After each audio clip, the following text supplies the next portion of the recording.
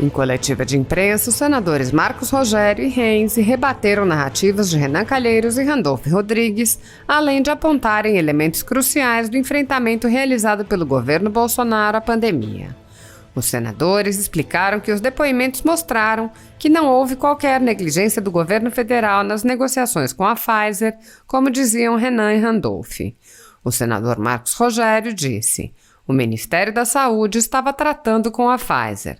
Não é verdade a afirmação de que não havia um processo negocial em curso. Segundo, não havia condições legais para se avançar no contrato nas condições das leis brasileiras naquele momento." O senador também enfatizou que a suposta possibilidade de o Brasil ter vacinas em novembro do ano passado, aventada pelo ex-ministro Mandetta, simplesmente não existiu. Marcos Rogério disse: "Terceiro, a proposta ou promessa de entrega de vacina ainda em dezembro não encontra respaldo na questão cronológica. A Pfizer só tem aprovação no FDA americano na primeira quinzena de dezembro e só há pedido de registro na Anvisa no início de fevereiro. Como poderia estar vacinando em dezembro se só há pedido de registro na Anvisa em fevereiro?" O senador Renzi, por sua vez, abordou o iminente depoimento do general Pazuello. Ele tem que se apresentar e mostrar a realidade. Muitas coisas foram feitas e o pessoal não está falando. Os leitos de UTI pagos pelo governo federal mais que triplicaram. Ele tem que se apresentar e mostrar o que fez. O Brasil hoje é o 4º país do mundo em pessoas vacinadas. Passamos a Inglaterra, Estados Unidos, China, Índia e depois vem o Brasil. Estão querendo colocar que poderia ter entregue doses no ano passado, mas estavam ainda em estudos clínicos. Como vou liberar sem passar por ensaios clínicos? A própria legislação brasileira não permitia. Assista. Federal, Ministério da Saúde, tiveram início no mês de maio de 2020. De lá para cá, foram mais de 30 entre reuniões, trocas de informações, mensagens, cartas, ofícios, e-mails, tratando da vacina. Num primeiro momento, do produto novo, como que era, qual a tecnologia. Num segundo momento, as tratativas jurídicas, as condições de negociação, do pré-contrato, da pré-venda, pré-compra, até chegar à conclusão de que para avançar era necessário adequar a legislação brasileira. Então, a carta surgiu no meio desse processo todo como um elemento para poder tentar garantir celeridade. Mas na administração pública, o devido processo administrativo é uma condição para o gestor. Boa tarde, senador. Yuri Ascar, da Record TV, tudo bem? Oi, Yuri. Bem. Gostaria de saber, o senhor falou do Fábio Van Garten, que ele seria, então, uma pessoa que deveria ser homenageada por ter feito a coisa certa, percebido que era importante, dentro do governo, alguém dar encaminhamento às tratativas com a Pfizer. Se ele estava correto, a gente pode deduzir, então, que os outros, todos que receberam as cartas endereçadas a eles da Pfizer, estariam equivocados? Não é essa a afirmação, não é essa a afirmação que fiz. O que eu estou dizendo, há duas situações. Primeiro, o Ministério da Saúde estava tratando com a Pfizer. Não é verdade a afirmação de que não havia um processo negocial em curso. Esse é o primeiro aspecto. Segundo, que não havia condições legais para se avançar no contrato nas condições das leis brasileiras naquele primeiro momento. E terceiro, a proposta ou a promessa de entrega de vacina ainda no mês de dezembro não encontra respaldo na questão cronológica. A Pfizer só tem aprovação no FDA americano, na agência reguladora americana, no final da primeira quinzena de dezembro.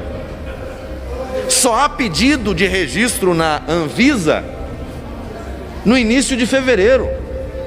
Como é que você poderia estar vacinando brasileiros em dezembro se o pedido na Anvisa só chegou em fevereiro? Então, descarta-se isso. A questão que eu digo que ele deveria ser homenageado não é porque a carta tenha sido determinante, é porque, como funcionário público, como servidor público, quem recebe uma demanda é preciso despachar, é preciso dar importância a ela, ainda que nesse caso não tenha sido substancial. porque a tratativa estava acontecendo e, no final, restou com a contratação da Pfizer. Mas a homenagem é no sentido de que, ao ser informado, ao ser demandado, não botou na gaveta. Mas em agosto, caminhou. O governo entendeu que não havia segurança jurídica, em agosto do ano passado, para fechar o contrato com a Pfizer. Em fevereiro deste ano, o Congresso Nacional aprovou um projeto para trazer essa segurança jurídica. Nesse meio do caminho, ninguém do Poder Executivo tentou achar uma solução para isso? A bem da verdade, que essa tentativa já tinha acontecido antes, porque nós tivemos uma medida provisória encaminhada pelo Poder Executivo ao Congresso Nacional tratando de vacinas, e que na Câmara dos Deputados, por iniciativa do deputado Dr. Irã Gonçalves, foi proposta uma emenda que resolvia essa situação jurídica, permitindo Pfizer e Brasil, governo brasileiro, Ministério da Saúde, assinar esse contrato. Era o início daquela tratativa do que depois veio a ser o Covaxin. A emenda foi peremptoriamente rejeitada pelo Congresso Nacional. Então, essa identificação já tinha sido observada mesmo antes.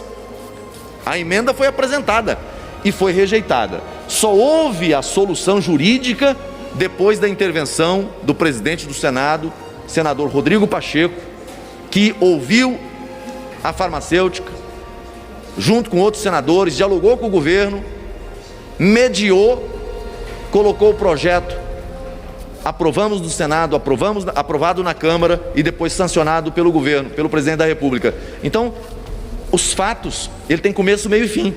Então, não se podia cobrar do governo a assinatura de contrato com todos os pareceres dos órgãos de controle jurídico em direção contrária. A recomendação da AGU, CGU, da assessoria jurídica do Ministério era contra assinar dentro daqueles termos.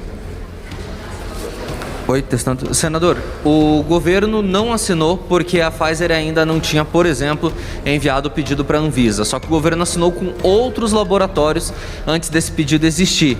E o próprio presidente, o gerente agora da Pfizer, afirmou que se o governo tivesse assinado, ele teria entrado com um pedido antes na Anvisa. Por que para alguns laboratórios pôde-se assinar antes e, como está acontecendo no exato momento, tem laboratório que tem contrato e até o momento não tem registro na Anvisa, e por que especificamente com a Pfizer tudo aconteceu de forma diferente? A questão aí é muito simples e não foi em razão de não ter aprovação da Anvisa.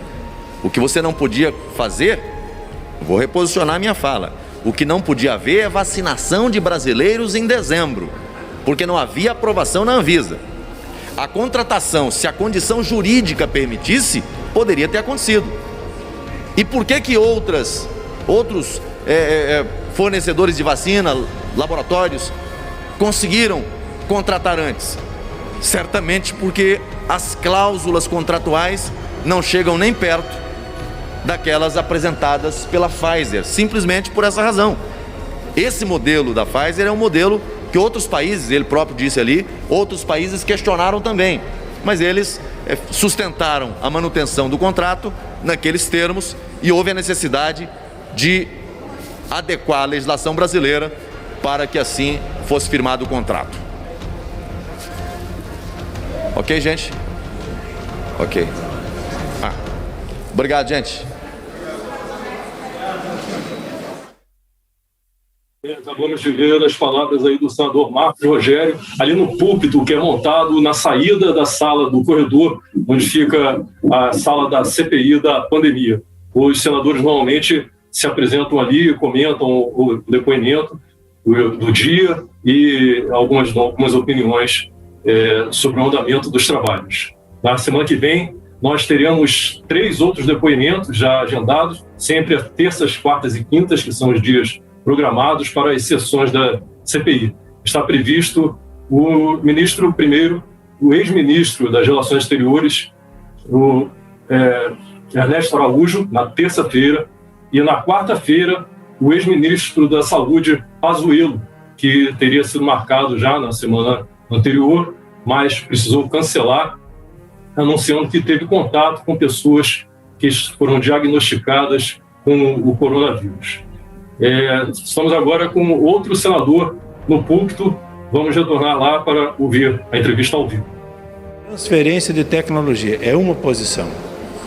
Com a Pfizer especificamente, uma outra questão é a compra de um medicamento, de uma vacina.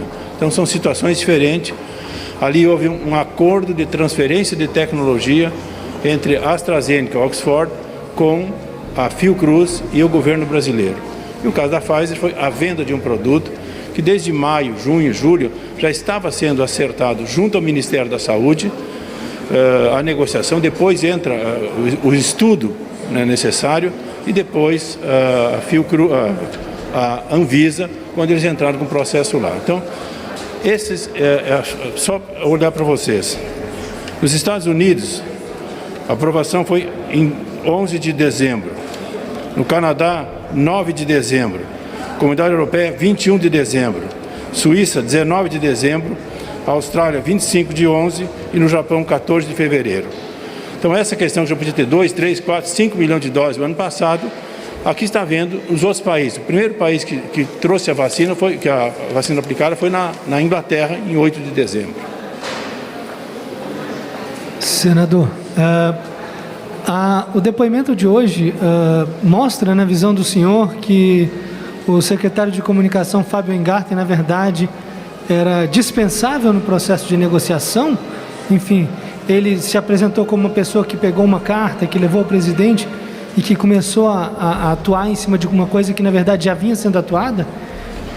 Negociação, não é, o Weingarten foi o que se apresentou, mas não era o caso do Weingarten. A negociação estava sendo feita entre o Ministério da Saúde, entre a própria empresa, né? O governo brasileiro já tinha sido procurado outras instâncias do governo. Estava em análise o processo. Aqui está vendo, quando eu mostro aqui, vários países, quer dizer, não podia comprar em agosto, em setembro, em outubro, se não tinha a documentação fechada ainda. A responsabilidade do Ministério da Saúde, a responsabilidade da própria Anvisa em liberar um produto, então esse é um problema sério de responsabilidade do governo, seja do Ministério da Saúde ou da própria Anvisa. A comunicação, então, não precisava ter tomado aquelas atitudes e se envolvido com o assunto da forma com que ele se envolveu? Para mim não precisava, porque o assunto estava andando. Eles bateram na porta de várias pessoas, né? E foi bem clara a posição hoje, porque os senadores, alguns senadores, senadoras falavam, insistiam, parecia que alguém estava levando propina do processo. Não tem nada a ver, foi bem claro, todas as perguntas, eu mesmo fiz uma pergunta ao presidente da Pfizer sobre a questão de propina. Só mais uma. Quanto ao depoimento do ex-ministro Pazuello, quais são as expectativas? O senhor acha que ele deveria tentar se ausentar do depoimento ou tentar se manter em silêncio? Como é que o senhor vê essa situação? Eu acho que ele tem que se apresentar e mostrar a realidade. O que ele fez? Tem muitas coisas que foram feitas que o pessoal não está falando. O atendimento aos hospitais, por exemplo, de todo o Brasil, é um ponto importante. Aqueles kits de intubação que eu levantei a ele no dia 10 de março, os problemas no meu estado e no Brasil. Em princípio foi encaminhada a posição que o governo comprou. São posições que estão sendo feitas. Quantos leitos de UTI nós tínhamos no ano passado? Quantos nós temos agora? Quase triplicaram no meu estado, mais do que triplicaram os leitos de UTI Covid, pagas pelo governo federal. Ele tem que se apresentar e falar o que fez. Para mim não é problema nenhum. Senador Yuri Ascar, da Record TV. O representante da Pfizer disse hoje aos senadores na CPI que 3 países da América Latina começaram a vacinação em dezembro com as doses da Pfizer. Por que o Brasil não poderia ser um desses países? A mesma pergunta eu devolvo, que eu fiz a ele também. O Brasil hoje é o 4º país do mundo, em pessoas vacinadas. Até a semana passada, a Inglaterra, que foi o primeiro país a vacinar no mundo, estava na frente do Brasil. Hoje nós estamos na frente da Inglaterra. É o 4º país. A China, a Índia, Estados Unidos, aí vem o Brasil. Então mostra que o Brasil está preocupado com essa questão, recursos existem e atrás as pesquisas são normais, os estudos são normais para que possam ser liberados pelo Ministério da Saúde ou pela própria Anvisa. Não houve atraso na opinião do senhor, então? Eu acho que não. Estão querendo colocar que podia ter... O que ele disse? que poderia ter entregue o ano passado 1,5 milhão de doses se tivesse feito o acordo. Mas está colocado ali, estavam ainda em estudos clínicos, que eles haviam encaminhado, estudos clínicos estavam sendo feitos no Brasil em outubro, em novembro e em dezembro. Esses ensaios clínicos, como é que eu vou liberar sem passar pelos ensaios clínicos? Não é a licença definitiva. Essa é uma questão que estava em estudo no final do ano passado e, de uma certa forma, não poderia ter sido comprado. E a própria legislação, que o meu colega Marco Rogério já falou, a legislação brasileira não permitia, né? O próprio deputado Irã já tinha feito essa proposta que o Congresso rejeitou, quer dizer, não é falha do presidente Bolsonaro ou do Executivo. O próprio Congresso havia, né, já rejeitado uma emenda apresentada na Câmara dos Deputados pelo deputado Irã Gonçalves.